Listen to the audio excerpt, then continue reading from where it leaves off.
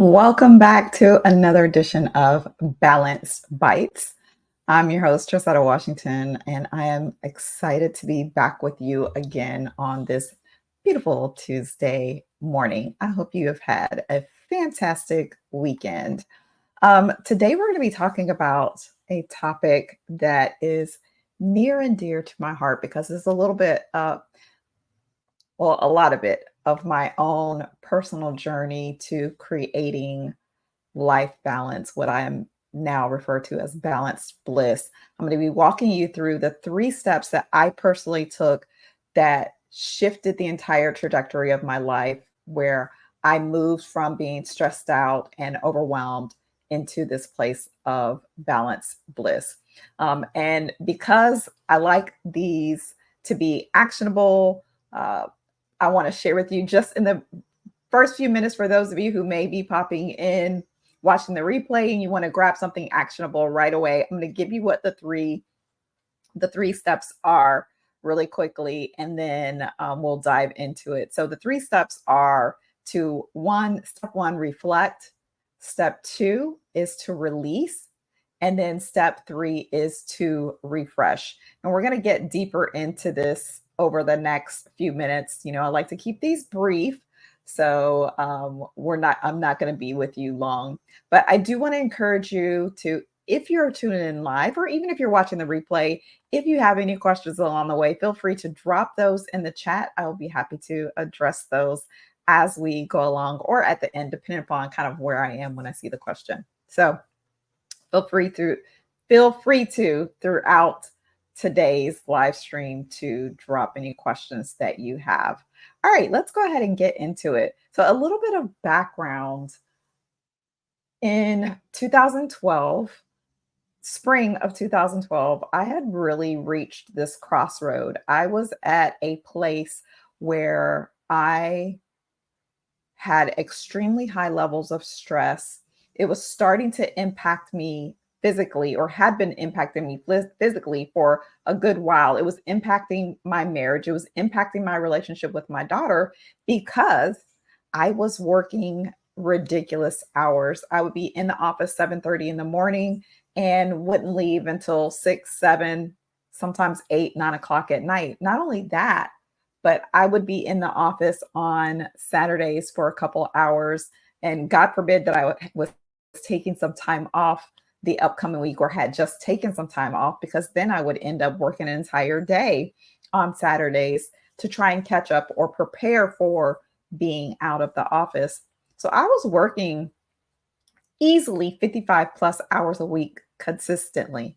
Not only that, I was in ministry with my husband at the time, where I was leading praise and worship. I was leading our women's ministry.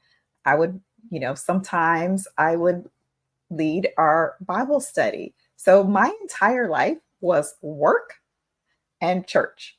There was no time off. When I took time off, it was usually because I was sick, or because I was traveling for some, uh, may have been a ministry thing, or maybe I was just doing a quick turnaround trip to visit some family. But very rarely did I get any time for me. And so again, I started evaluating this because I was over it. And I'm like, I really needed to figure out what it was that I wanted out of life, who I wanted to be, and how I wanted to show up in the world. And so that's where that very first step that I mentioned is that reflection. I took some time to reflect on what it was that I wanted.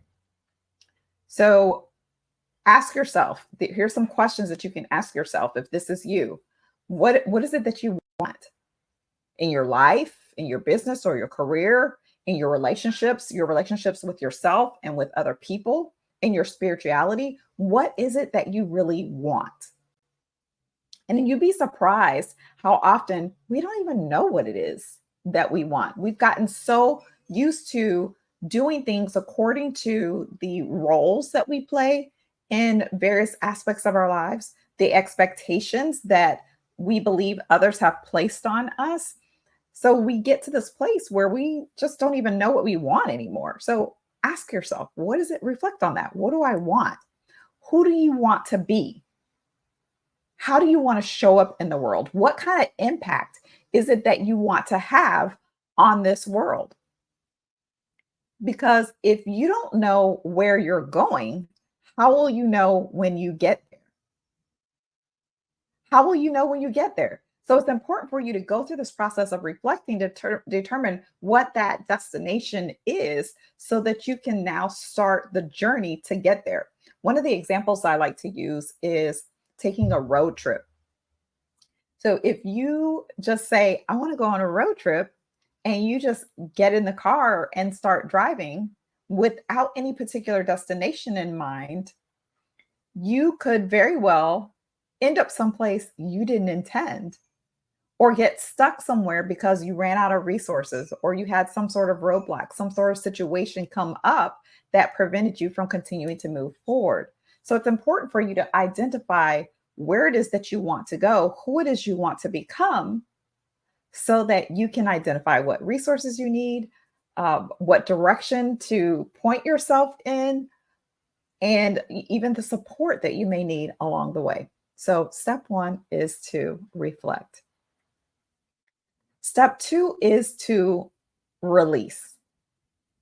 You have to be able to release the things that you realize aren't serving where it is that you desire to go.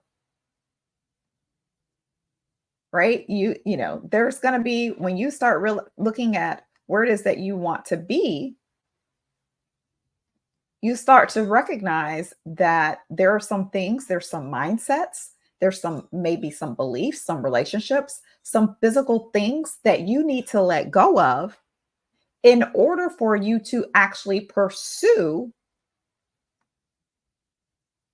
the life balance that you desire, in order for you to pursue what it is that you realized that you wanted during that reflection phase. So it's important for you to, that reflection phase also is important for that next step, because again, if you don't know, how can you determine what to let go of? You may need to let go of your job, as in was my case. I realized, based when I went through my reflection and realized what it was that I wanted to do, how I wanted to show up in the world, I realized that the job that I had at the time was not going to be conducive for the life that I desired. And I had to make a very bold decision to step away from this job, from this career that I had once loved and had come to a place where it just wasn't serving me anymore. I was no longer comfortable there. I was no longer being utilized there. I was no longer being stretched there. And one of my personal core values is lifelong learning. And I had come to a place where I had plateaued. I was no longer growing. I was no longer learning. I had mastered where I was. So the natural next step was for me to do something different. Right now, I'm not suggesting to you that you go out and quit your job today. Quite the contrary. Come up with a plan. Once you've realized what the things are that aren't serving you, if you're not in a place where you can release them immediately, create a plan to start to let those things go. If it's a relationship that's not serving you, whether that's romantic or platonic, and maybe there's a partnership there and you need to figure out how you can create an exit from that relationship. Do whatever it is that you need to do, come up with that plan and take the action to release those things. Right? Then step 3 is to do a refresh. Right? Do a refresh. What does that look like? Ask yourself these questions. What are the new thoughts that I need to create that will support this new life that I envision? Maybe there's a void left in your relationships where you release some people, or maybe there just weren't any people there to support the new life that you're wanting to create. So what relationships do you need to develop? What actions do you need to take in order to create this life refresh. Now, I'm not going to sit here and lie to you. I'm not going to sit here and pretend like this is easy. It's not.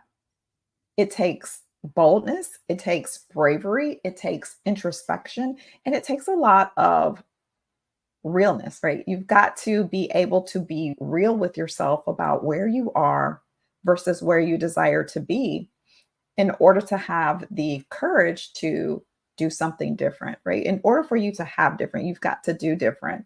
And I recognize that that is very uncomfortable. Listen, making the decision to quit my job, knowing I didn't have another job to go to, I just knew I couldn't stay there any longer. Not only that, at the time, my husband had been unemployed for a year. So we were really living off of my income and our savings. So to now go from a two income household to a one income household down to a zero income household, that was scary. But once I took the step to go after the life that I really desired, the life that I felt called to create, God met me right there and started putting the things right in front of me that I needed in order to fulfill this life that I'm creating. And I say I'm creating because it's a process, right? I know I said we talked at the offset about there, being a destination, but it is a process. It is a journey. You don't arrive at success. You don't arrive at life balance because life is constantly shifting and changing. What is important to you today may not be important to you tomorrow, right? When we were kids, what was important to us is very different than what's important to us now as adults. And as we age and as we enter different phases of life, our priorities will shift as different opportunities present themselves, as different challenges present themselves. What our priorities are will shift. And that's okay. So you're constantly needing to go through this process of reevaluating, reflecting, and doing some releasing so that you can create the refresh that you want, so that you can create that balance that you desire to create in your life. And so today, I want to encourage you to go through this process. I'm going to put them back up on the screen for a moment.